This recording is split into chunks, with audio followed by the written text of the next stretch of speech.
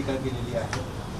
कुणी काय टीका करावी हा ज्याचा त्याचा प्रश्न आहे. आपल्याला सगळ्यांना माहिती आहे की यशवंतराव चव्हाण साहेबांनी राष्ट्रहित आणि महाराष्ट्र हित यासोबत बहुजन समाजाचं कल्याण या सूत्रासोबतच स्वर्गीय यशवंतराव चव्हाण साहेबांची संपूर्ण कारकीर्द ही राहिलेली आहे. यशवंतराव चव्हाण साहेबांचाच वारसा पुढे घेऊन आम्ही सगळेजण पुढे चाललेलो आहे. समाजकारण राजकारण करत असताना कुठला तरी एक नेतृत्व डोळ्यासमोर ठेवून काम करायचं असतं आणि तशा पद्धतीनं आमची भूमिका आहे. स्वर्गीय यशवंतराव चव्हाण साहेब हे उभ्या महाराष्ट्राचे एक वंदनीय व्यक्तिमत्व. आपल्याला सगळ्यांना पत्रकार मित्रांनो माहिती आहे की आज पण देशाला स्वातंत्र्य मिळून 75 वर्ष आपण पूर्ण केली, पण 75 वर्षामध्ये कधी काहीसा प्रसंग आला. आपला महाराष्ट्र 1960ला संयुक्त महाराष्ट्राचा मंगल कलश आणला गेला, चव्हाण साहेबांनीच आणला. ह्या गोष्टीला पण आज बघता बघता किती वर्ष झाली ते आपण पाहत आहे. म्हणजे 40 जवळपास 63 वर्ष झाली. आता हे 63 वर्षाच्या कारकिर्दीमध्ये सुसंस्कृत महाराष्ट्र कसा असावा, त्याच्या संदर्भात सुसंस्कृतपणा राजकीय लोकांनी कसा दाखवला पाहिजे, भाषा कशी वापरली पाहिजे. आरोप प्रत्यारोप होत असतात, परंतु कमरेखालचे वार कधीच करायचे नसतात. ते पण चव्हाण साहेबांची शिकवण आपल्याला आज देखील किती पदोपदी जाणवते आणि महत्त्वाची आहे. म्हणजे त्या शिकवणीतनंच आपण पुढे गेलो पाहिजे असं आपल्याला सतत जाणवत असतं. आणि त्याच्यामुळं आम्ही तो निर्णय सगळ्यांनी मिळून सामुदायिक पद्धतीने घेतलेला.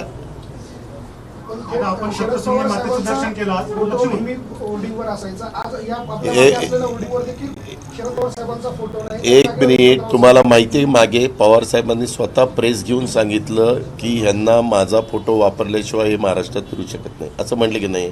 आणि त्यांनी सांगितलं मला कोर्टात जावं लागेल. जर कुणी आम्हाला जर असं म्हणत असेल तर शेवटी चव्हाण साहेब तर आम्हाला तसं म्हणू शकत नाही जी आम्हाला खात्री आहे.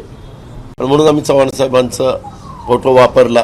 आज पण आम्ही त्या दिवशी कोल्हापूरला जात होतो, सगळेच होतो, तेव्हा संगमावर जाऊन आपल्या त्यांचं दर्शन घेतलं समाधीचं आणि पुढं त्या ठिकाणी गेलो. आपण सप्तशृंगी मातेचं दर्शन घेतलं. आज आमच्या पत्रकार लक्ष्मण, चंदन, गणेश सावंत, योगेश करे, किरण ताजनेमध्ये चर्चा होती. तर दादांनी देवीकडे काय मागितलं आम्हाला माहिती आहे, पण नाशिकच्या भुजबळांकरता काही मागितलं का नाही? कारण दादांच्या प्रत्येक भुजबळांनी कळवणमध्ये एका आमदारामागे किती जनता असते. आज कळवणच्या स्टेजवर किती 3x3 इतके आमदार, म्हणजे दादांच्या पाठीमागे एवढी जनता. अतिशय अभ्यासपूर्ण महत्वपूर्ण गणिताचा अभ्यास भुजबळांनी आपल्या समर्थनार्थ मांडला. अजित पवारांचे गणित बरोबर ठरतात, पण पालकमंत्रीच्या बाबतीत भुजबळांचं गणित का चुकलं? ते गणित चुकवलं की जाणून चुकवलं गेलं? हा विषय आमचा, आम्ही 3 पक्षाचं सरकार आहे. हा पक्षांतर्गतचा प्रश्न आहे. राज्याच्या मुख्यमंत्र्यांचा अधिकार असतो की मंत्रिमंडळाचा विस्तार कधी करायचा, विस्तार केला तर मंत्रिमंडळात खाती कुठली कुणाला द्यायची, पालकमंत्रीपद कुठली कुणाला द्यायची, हा सर्वस्वी त्यांचा अधिकार असतो. आम्ही एकत्रपणे काम करतोय. ह्याच्यातनं निश्चितपणे पुढं अजून चांगल्याच गोष्टी घडतील, एवढंच मला त्याबद्दल सांगायचं. काही आपण थोड्या वेळापूर्वी बोलला की आजच्या राजकीय परिस्थितीमध्ये अनेकदा आरोप जे होतात ते खाली जायला लागलेले आहेत. काल परवा जी न्यायालयात युक्तिवाद झाला, त्या युक्तिवादादरम्यान आपल्या वकिलांनी कोर्टामध्ये असं म्हणालेलं आहे की शरद पवार जे आहेत ते मनमानी पद्धतीनं पक्ष चालवत आहे. हा वाद व्यक्तिगत पातळीवर गेला असं आपल्याला वाटतं. हे आपल्याला एक सांगू का, कोर्टामध्ये तुमची जर एखादी केस असेल तर तुमचा मुद्दा तुमचे वकील मांडतात ना, का तुम्ही स्वतः मांडता? आपण वकील नेमतो आणि वकिलांना सांगतो ही केस आमची व्यवस्थितपणे त्या ठिकाणी मांडा, बरोबर ना? त्याच्यामध्ये आम्ही तर सगळे इकडच्याच भागात आहोत. आम्ही कोणीच ती कोर्टामध्ये, इलेक्शन कमिशनच्या समोर वेगवेगळे पक्षाला ज्यावेळेस बोलवलं जातं त्यावेळेस त्यांचे वकील लोकच ती भूमिका तिथं मांडण्याचं काम करतात.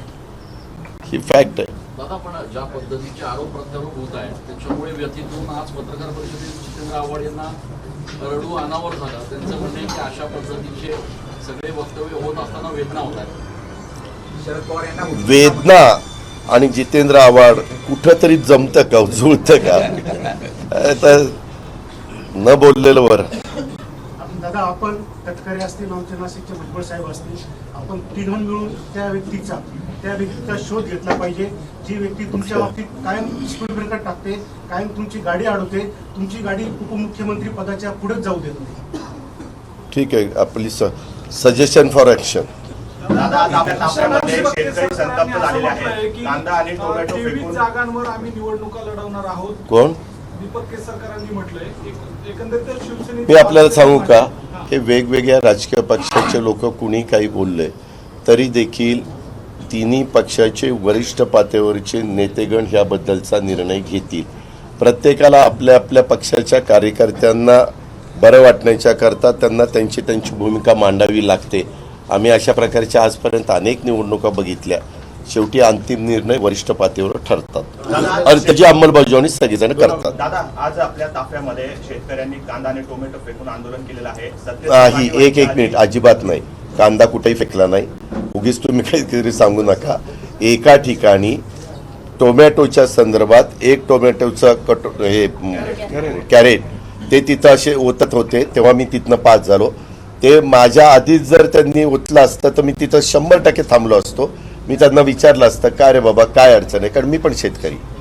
मी पुढे गेलो आणि पुढे लोक तिथं थांबलेली होती. तिथं सगळा ग्रुप थांबलेला होता. तिथं थांबल्यावर मला कळालं आणि मग नंतर पोलिसांनी मला सांगितलं 3च लोक होती. ती 3 म्हणजे राष्ट्रवादी काँग्रेस पक्ष पूर्वी जो होता त्याच्यातले ते कार्यकर्ते होते, मित्र आमचे. आता आपल्याला मिळालेल्या पालकमंत्री पदावरून चंद्रकांत दादा आता नाराज असल्याची देखील चर्चा आहे. मी तुम्हाला सांगू ना, मी प्लीज तुम्हाला पत्रकार मित्रांना सांगतो, मी पण अक्षरशः ह्या गोष्टीला कंटाळलो.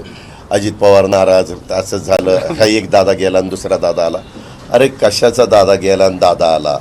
हे लोकांचे प्रश्न सुटावेत म्हणून मी काम करत असतो, तुम्हाला सगळ्यांना माहिती आहे.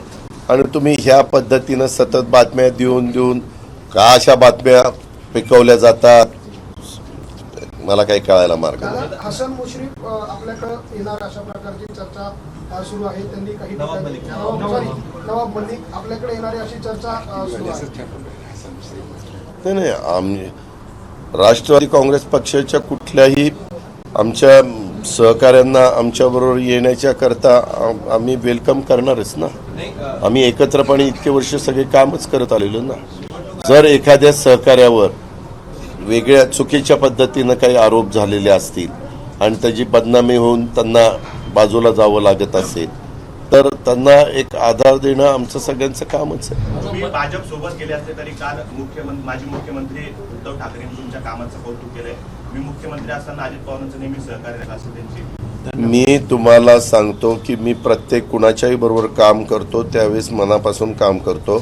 त्यांनी कौतुक केल्याबद्दल ठाकरे साहेब खूप खूप मी आपला आभारी आहे. धन्यवाद. आपण मनाला कोणतंही काम मी मनापासून करतो.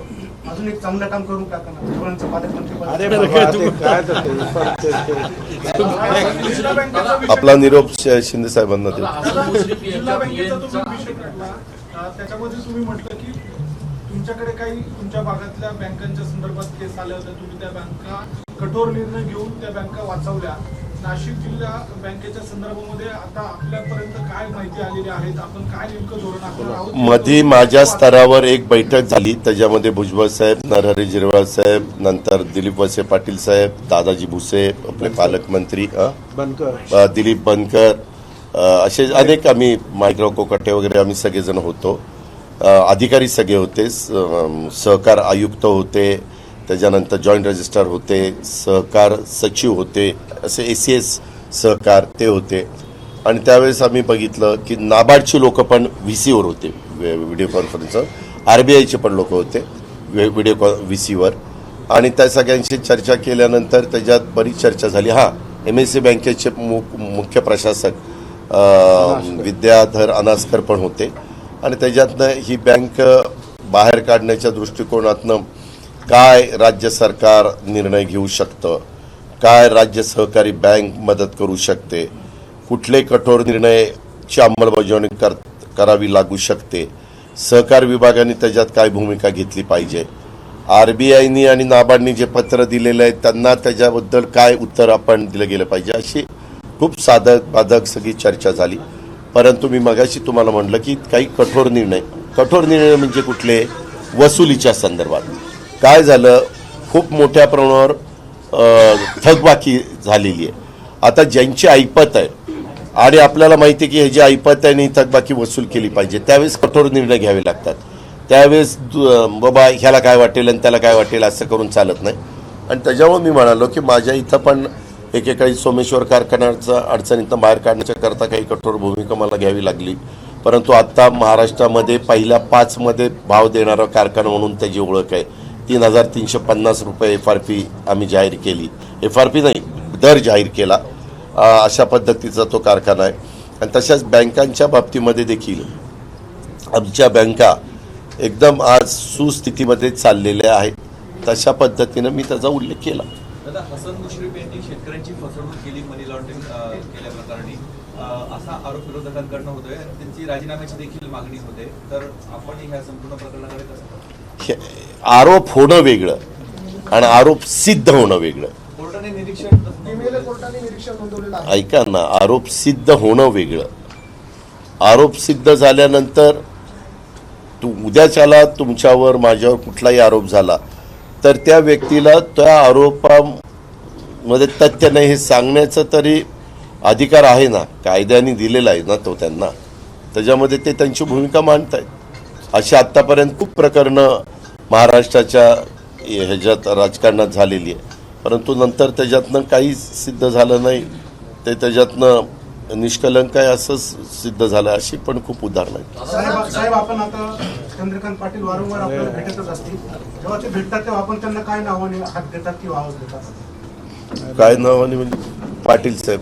एकंदरीत आपण काय प्रेमाने बोलतो? पाटील साहेब, सर्वांचे आभार. जसं भुजबळ साहेब, तटकरे साहेब असं. जालना जिल्ह्यात जे पीक विमा शेतकरी आहेत त्यांनी ऑनलाईन तक्रार केलेली होती आणि त्या तक्रारीसाठी इन्शुरन्स कंपनी आणि कृषी विभागाचे काही अधिकारी तिथे आलेले होते.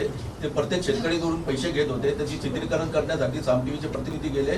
त्यांचा कॅमेरा हिसकून घेतला, कॅमेरा फेकला त्यांनी खाली आणि पळ काढला त्या ठिकाणी. कुणी जालना जिल्ह्यात नाही कुणी घेतला? इन्शुरन्स कंपनीचे लोक होते आणि कृषी विभागाचे होते. हो का? ती नक्की लोक कोणी होती त्याची शहानिशा केली जाईल.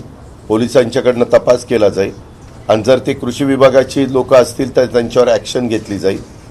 ती कृषी विभागाची लोक नसतील, बोगस कुणी असतील. कारण काय होतं, बऱ्याचदा तुम्ही असा प्रश्न आम्हाला विचारता, आम्हाला त्याच्याबद्दलची पार्श्वभूमी काही माहिती नसते आणि आम्ही उत्तर त्या ठिकाणी देतो. एक आहे त्याची शहानिशा करून जर कुणाच्या चुकीमुळं शेतकऱ्यांना कारण नसताना त्रास झाला असेल, शेतकऱ्यांना मनस्ताप झालेला असेल तर त्याच्यामध्ये जातीनं लक्ष घातलं जाईल. मी उद्या सुट्टी आहे पण परवा सोमवारी कृषी मंत्री धनंजय मुंडे साहेबांच्याकडनं पण माहिती घेईल. कारण त्यांच्या बीडला लागूनच जालना जिल्हा आहे आणि अशा पद्धतीने जालना जिल्हाच काय महाराष्ट्रातल्या कुठल्याही भागात कुठल्याही व्यक्तीवर अशा प्रकारचा अन्याय होता कामा नये. दादा, जिल्ह्यातला कांद्याचा प्रश्न जो आहे तो सुटलेला नाही. 40% निर्यात शुल्क रद्द करावं अशा प्रकारची मागणी शेतकऱ्यांची होती, व्यापाऱ्यांची होती. आपल्याकडनं प्रयत्न झाले, धनंजय मुंडे दिल्लीपर्यंत गेले, मात्र केंद्र सरकारने अंतरिम असंच सांगितलं की ही निर्यात शुल्क रद्द होणार नाही. त्यामुळे शेतकरी आजही अडचणीत आहे. आपण रोषही आमचा प्रयत्न त्या ठिकाणी चालू आहे. मधल्या काळामध्ये काल का काय CM आणि DCM दोघंही दिल्लीला गेलेले होते. आम्ही त्यांच्याही कानावर घातलं कारण त्याच्या आधीच्या मिटिंगला CM DCM नव्हते. मी, भुजबळ साहेब, नरहरी झिरवाळ, धनंजय मुंडे आणि अब्दुल सत्तार साहेब, दादाजी भुसे आम्ही सगळेजण त्या मिटिंगला पियुष गोयल साहेबांच्या होतो. पियुष गोयल साहेबांनी नंतर पणन मंत्र्यांना तिकडे बोलवलं होतं. 29 तारखेला का 30 तारखेची गोष्ट. त्याच्यानंतर 2-3 दिवस सुट्ट्या आल्या. मी गेल्यानंतर सोमवारी याच्याबद्दल नक्की त्यांची चर्चा झाली असेल. कारण जो केंद्र सरकारच्या अखत्यारीतला प्रश्न असतो ते त्या विभागाचे मंत्री तरी तिथं जातात किंवा राज्याचे प्रमुख किंवा उपप्रमुख तरी जातात. आता आरक्षणाचे प्रश्न राज्यामध्ये सध्या मोठ्या प्रमाणात पाहायला मिळत आहे. काही लोक सत्तेतून ज्यावेळेला बाहेर जातात त्यावेळेला अशा प्रकारचे आरक्षणाचे मुद्दे जे आहे ते समोर आणले जातात, सरकारला अडचणीत आणण्याचा प्रयत्न केला जातो, अशी चर्चा सुरू आहे. आपल्याला काय वाटतं, हे आरक्षणाचे आता वेगळे प्रत्येक समाज जो आहे तो कोणी आपल्या आरक्षणाच्या संरक्षणासाठी रस्त्यावर उतरतोय, कोणी आरक्षण मागतंय. प्रत्येकाला आपली आपली भूमिका मांडण्याचा अधिकार जरूर आहे.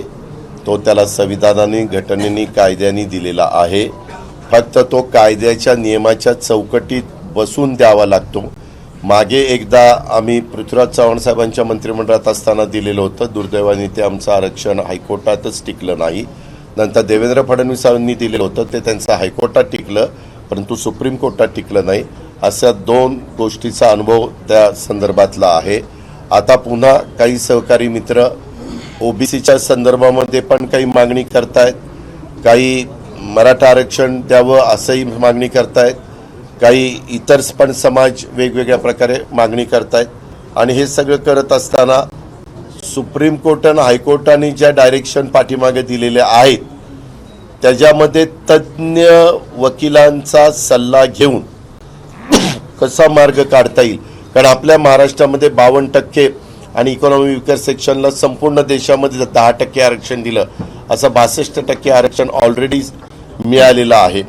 त्याच्यामुळं पुढचं आरक्षण द्यायचं म्हटलं तर आत्ता मिळालेल्या आरक्षणाला कुठलाही धक्का न लावता ते आरक्षण दिलं गेलं पाहिजे, असं महाराष्ट्रातल्या बहुतेक राजकीय पक्षाची भूमिका आहे. तशा प्रकारची चर्चा मागे मुख्यमंत्र्यांच्या उपस्थितीमध्ये सर्वपक्षीय बैठक झालेली होती, तिथं झालेली आहे. आणि त्याच्यामुळं तो एक प्रयत्न चालू आहे. आता त्या प्रयत्नाला कसं यश येते ते पाहू.